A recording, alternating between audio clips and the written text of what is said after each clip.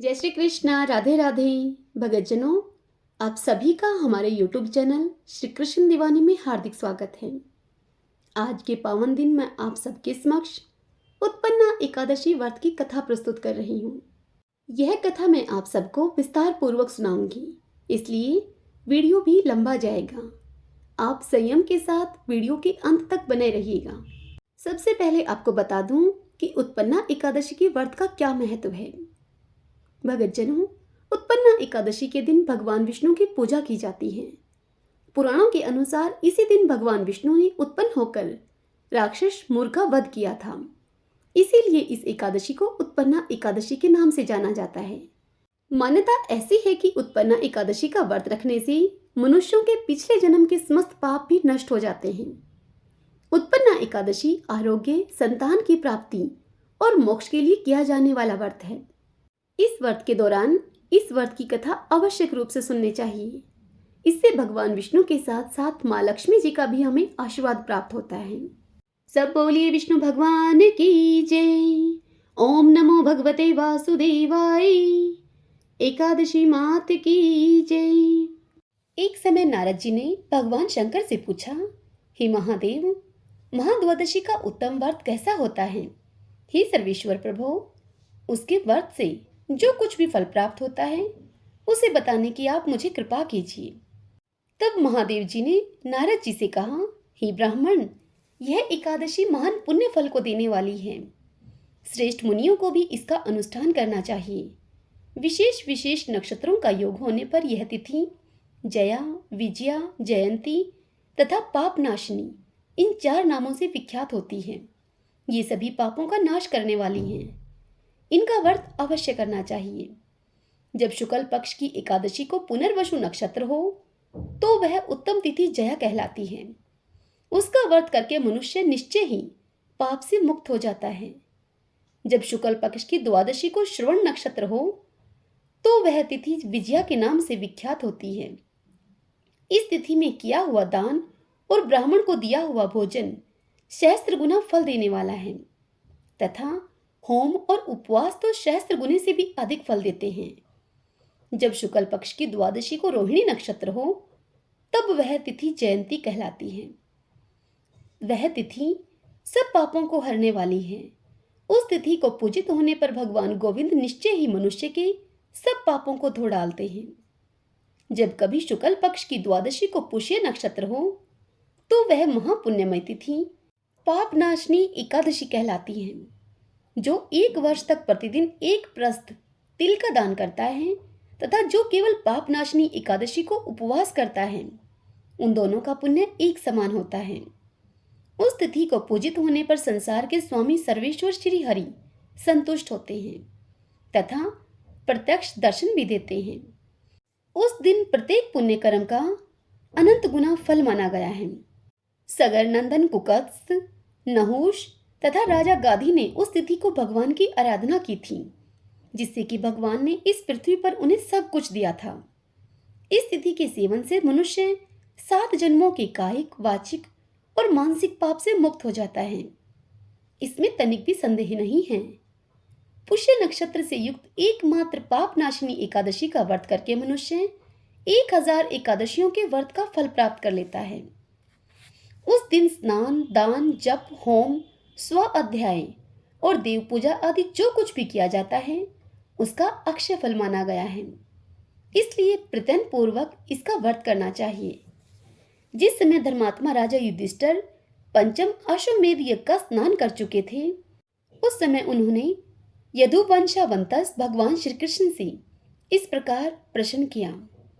युधिष्ठिर भगवान श्री कृष्ण से बोले, हे प्रभो, नक्त व्रत तथा एक भुक्त व्रत का पुण्य एवं फल क्या है? हे जनार्दन, यह मुझे आप बताइए। तब श्री भगवान ने उनसे कहा, हे कुंती नंदन, हेमंत ऋतु में जब परम कल्याण में मार्गशीर्ष मास आए तब उसके कृष्ण पक्ष की द्वादशी तिथि को उपवास करना चाहिए। उसकी विधि इस प्रकार है। दृढ़ता पूर्वक उत्तम व्रत का पालन करने वाला शुद्ध चित्त पुरुष दशमी को सदा एक भुक्त रहे अथवा सोच संतोष आदि नियमों के पालन पूर्वक नक्त व्रत के स्वरूप को जानकर उसके अनुसार एक बार भोजन करें। दिन के 8वें भाग में जब सूर्य का तेज मंद पड़ जाता है, उसे नक्त जानना चाहिए। रात को भोजन करना नक्त नहीं है। गृहस्थ के लिए तारों के दिखाई देने पर नक्त भोजन का विधान है और सन्यासी के लिए दिन के 8वें भाग में, क्योंकि उसके लिए रात में भोजन का निषेध है। हे कुंती नंदन, दशमी की रात व्यतीत होने पर एकादशी को प्रातःकाल व्रत करने वाला पुरुष व्रत का नियम ग्रहण करें और सवेरे तथा मध्याह्न को पवित्रता के लिए स्नान करें। कुएं का स्नान निम्न श्रेणी का है, बावली में स्नान करना मध्यम, पोखरे में उत्तम है तथा नदी में उससे भी अधिक उत्तम माना गया है। जहां जल में खड़ा होने पर जल जंतुओं को पीड़ा होती हो, वहां स्नान करने पर पाप और पुण्य बराबर होता है। यदि जल को छान कर शुद्ध कर ले तो घर पर भी स्नान करना उत्तम माना गया है। इसलिए हे पांडव श्रेष्ठ, घर पर उक्त विधि से स्नान करें। स्नान के पहले निम्नांकित मंत्र पढ़कर शरीर में मृतिका लगा लें। अशुक्रांते रथक्रांते विष्णुक्रांते वसुंधरे मृतिके हर्मे पापम यन्मया पूर्व संचितम। अर्थात हे वसुंधरे, तुम्हारे ऊपर आशु और रथ चला करते हैं। भगवान विष्णु ने भी वामन अवतार धारण करके तुम्हें अपने पैरों से नापा था। हे मृतिके, मैंने पूर्व काल में जो पाप संचित किया है उस मेरे पाप को तुम हर लो। व्रती पुरुष को चाहिए कि वह एकचित और दृढ़ संकल्प होकर क्रोध तथा लोभ का परित्याग करे। अंत्यज, पाखंडी, मिथ्यावादी, ब्राह्मण निंदक, अगमया, स्त्री के साथ गमन करने वाले अन्यान्य दुराचारी, परधनहारी तथा पर स्त्रीगामी मनुष्यों से वार्तालाप न करें। भगवान केशव की पूजा करके उन्हें नैवेद्य का भोग लगाई। घर में भक्ति युक्त मन से दीपक जलाकर रखें। हे पार्थ, उस दिन निद्रा और मथुन का परित्याग करें। धर्मशास्त्र से मनोरंजन करते हुए संपूर्ण दिन व्यतीत करें। हे नृपश्रेष्ठ, भक्ति युक्त होकर रात्रि में जागरण करें। ब्राह्मणों को दक्षिणा दे और प्रणाम करके उनसे त्रुटियों के लिए क्षमा मांगे। जैसे कृष्ण पक्ष की एकादशी है, वैसे ही शुक्ल पक्ष की भी है। इसी विधि से उसका भी व्रत करना चाहिए। हे पार्थ, द्विज को उचित है कि वह शुक्ल और कृष्ण पक्ष की एकादशी के व्रती लोगों में भेद बुद्धि न उत्पन्न करें। शंख उद्धार तीर्थों में स्नान करके भगवान गदाधर का दर्शन करने से जो पुण्य होता है तथा संक्रांति के अवसर पर 4 लाख का दान देकर जो पुण्य प्राप्त किया जाता है, वह सब एकादशी व्रत की 16वीं कला के बराबर भी नहीं है। प्रभास क्षेत्र में चंद्रमा और सूर्य के ग्रहण के अवसर पर स्नान दान से जो पुण्य होता है, वह निश्चय ही एकादशी को उपवास करने वाले मनुष्य को मिल जाता है। केदार क्षेत्र में जल पीने से पुनर्जन्म नहीं होता। एकादशी का भी ऐसा ही महात्म्य है। यह भी गर्भवास का निवारण करने वाली है। पृथ्वी पर अश्वमेध यज्ञ का जो फल होता है, उससे 100 गुना अधिक फल एकादशी व्रत करने वाले को मिलता है। जिसके घर में तपस्वी एवं श्रेष्ठ ब्राह्मण भोजन करते हैं, उसको जिस फल की प्राप्ति होती है, वह एकादशी व्रत करने वाले को भी अवश्य ही मिलता है। वेदांगों के पारागामी विद्वान ब्राह्मण को सहस्त्र गौदान करने से जो पुण्य होता है, उससे 100 गुना पुण्य अधिक एकादशी व्रत करने वाले को प्राप्त होता है। इस प्रकार व्रती को वह पुण्य प्राप्त होता है जो देवताओं के लिए भी दुर्लभ है। रात को भोजन कर लेने पर उससे आधा पुण्य प्राप्त होता है तथा दिन में एक बार भोजन करने से देहधारियों को नक्त भोजन का आधा फल मिलता है। जीव जब तक भगवान विष्णु के प्रिय दिवस एकादशी को उपवास नहीं करता, तभी तक तीर्थ, दान और नियम अपने महत्व की गर्जना करते हैं। इसलिए पांडव श्रेष्ठ, तुम इस व्रत का अनुष्ठान करो। हे कुंती नंदन, यह गोपनीय एवं उत्तम व्रत है जिसका मैंने तुमसे वर्णन किया है। हजारों यज्ञों का अनुष्ठान भी एकादशी व्रत की तुलना नहीं कर सकता। श्री भगवान की यह बात सुनकर युधिष्ठिर ने उनसे पूछा, हे भगवान, पुण्यमयी एकादशी तिथि कैसे उत्पन्न हुई? इस संसार में क्यों पवित्र मानी गई तथा देवताओं को कैसे यह प्रिय हुई? तब श्री भगवान युधिष्ठिर से बोले, हे कुंती नंदन, प्राचीन समय की बात है। सतयुग में मूर नामक दानव रहता था। वह बड़ा ही अद्भुत, अत्यंत रौद्र तथा संपूर्ण देवताओं के लिए भयंकर था। उस काल रूपधारी दुरात्मा महाअसुर ने इंद्र को भी जीत लिया था। संपूर्ण देवता उससे परास्त होकर स्वर्ग से निकाले जा चुके थे और शंकित तथा भयभीत होकर पृथ्वी पर विचरा करते थे। एक दिन सभी देवता महादेव जी के पास पहुंच गए। वहां पहुंचकर इंद्र ने भगवान शिव के आगे सारा हाल कह सुनाया। इंद्र भगवान शिव से बोले, हे महेश्वर, ये देवता स्वर्गलोक से भ्रष्ट होकर पृथ्वी पर विचर रहे हैं। मनुष्यों में रहकर इनकी शोभा नहीं होती। हे देव, आप कोई उपाय बतलाइए। देवता अब किसका सहारा लें? तब महादेव जी ने इंद्र से कहा, हे देवराज, जहां सबको शरण देने वाले, सबकी रक्षा में तत्पर रहने वाले जगत के स्वामी भगवान गरुड़ ध्वज विराजमान हैं, आप वहां जाओ, वे आप लोगों की रक्षा करेंगे। भगवान श्री कृष्ण युधिष्ठिर से कहते हैं, हे युधिष्ठिर, महादेव जी की इस बात को सुनकर परम बुद्धिमान देवराज इंद्र संपूर्ण देवताओं के साथ वहां गए। भगवान गदाधर क्षीर सागर के जल में सो रहे थे। उनका दर्शन करके इंद्र ने हाथ जोड़कर उनकी स्तुति आरंभ की। इंद्र बोले, हे देवेश्वर, आपको नमस्कार है। देवता और दानव दोनों ही आपकी वंदना करते हैं। हे पुंडरीकाक्ष, आप दैत्यों के शत्रु हैं। हे मधुसूदन, हम लोगों की आप रक्षा कीजिए। हे जगन्नाथ, संपूर्ण देवता मुर नामक दानव से भयभीत होकर आपकी शरण में आए हैं। हे भक्तवत्सल, हमें बचाइए। हे देवेश्वर, हमें बचाइए। हे जनार्दन, हमारी रक्षा कीजिए, रक्षा कीजिए प्रभु। दानवों का विनाश करने वाले हे कमलनयन, हमारी आप रक्षा कीजिए। हे प्रभु, हम सब लोग आपके समीप आए हैं, आपकी ही शरण में आ पड़े हैं। हे भगवान, शरण में आए हुए देवताओं की सहायता कीजिए। हे देव, आप ही पति, आप ही मति, आप ही कर्ता और आप ही कारण हैं। आप ही हम सब लोगों की माता और आप ही इस जगत के पिता हैं। हे भगवान, हे देवेश्वर, हे शरणागत वत्सल, देवता भयभीत होकर आपकी शरण में आए हैं। हे प्रभु, अत्यंत उग्र स्वभाव वाले महाबली मुर नामक दैत्य ने संपूर्ण देवताओं को जीतकर इन्हें स्वर्ग से निकाल दिया है। इंद्र की इस बात को सुनकर भगवान विष्णु इंद्र से बोले, हे देवराज, वह दानव कैसा है, उसका रूप और बल कैसा है, तथा उस दुष्ट के रहने का स्थान कहाँ है?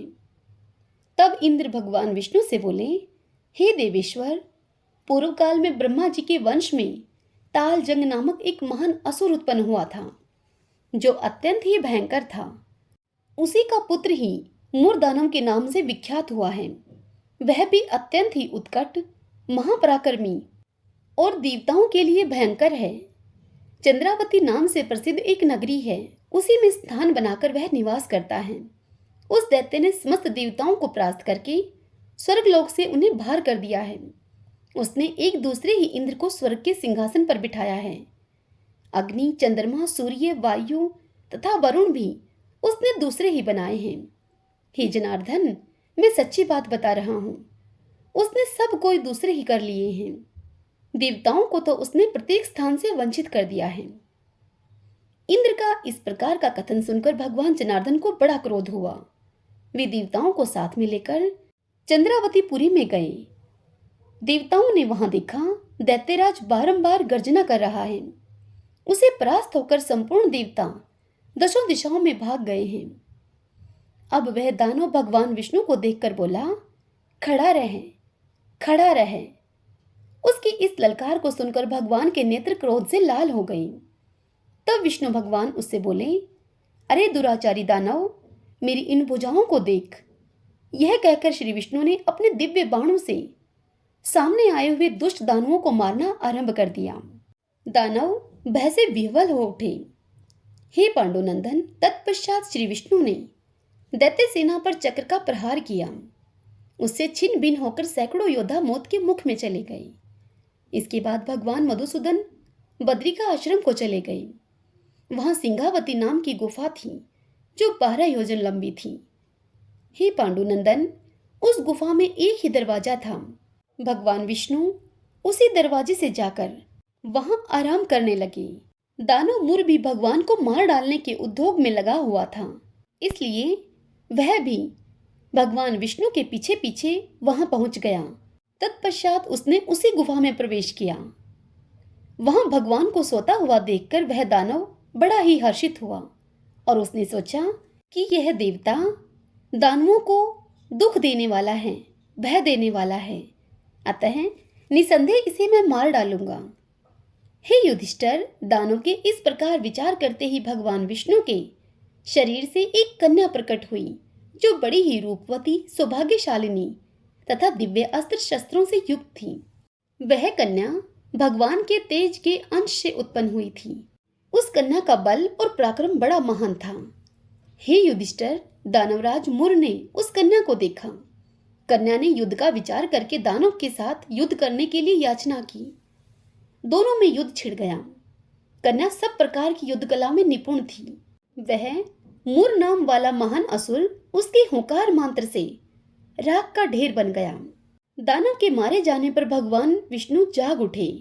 उन्होंने दानव को धरती पर पड़ा हुआ देखकर उस कन्या से पूछा कि मेरा यह शत्रु अत्यंत उग्र और भयंकर था, किसने इसका वध किया है? तब वह कन्या बोली, हे स्वामिन, आपके ही प्रसाद से मैंने इस महादैत्य का वध किया है। यह सुनकर श्री भगवान ने कहा, हे कल्याणी, तुम्हारे इस कर्म से तीनों लोकों के मुनि और देवता आनंदित हुए हैं। अतः तुम्हारे मन में जैसी रुचि हो उसी के अनुसार मुझसे तुम वर मांगो। देव दुर्लभ होने पर भी वह वर मैं तुम्हें अवश्य दूंगा, इसमें तनिक भी संदेह नहीं है। वह कन्या साक्षात एकादशी ही थी।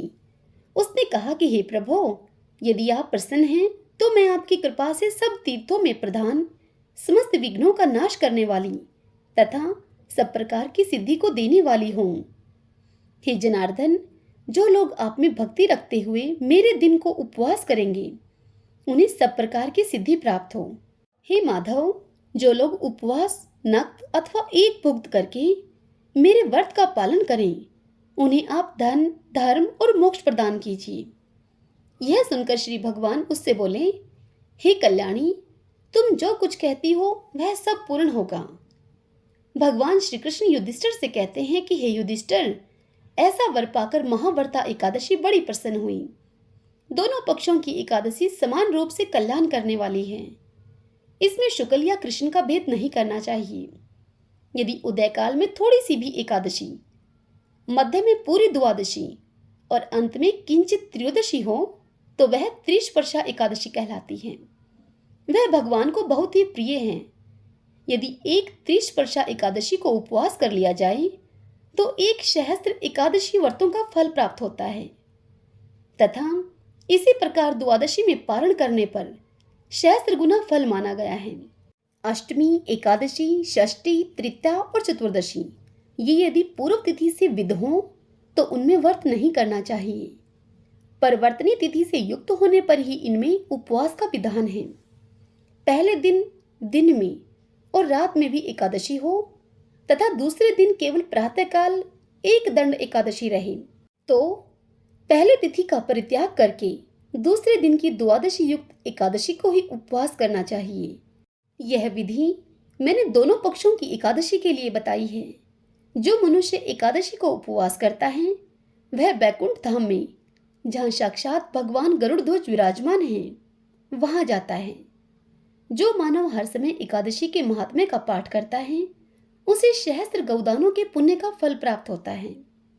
जो दिन में या रात में भक्ति पूर्वक इस महात्म्य का श्रवण करते हैं वे निसंदेह ब्रह्म हत्या आदि पापों से मुक्त हो जाते हैं। एकादशी के समान पापनाशक व्रत दूसरा कोई नहीं है। हरि ओम तत्सत। ओम नमो भगवते वासुदेवाय। सब बोलिए विष्णु भगवान की जय। एकादशी माता की जय।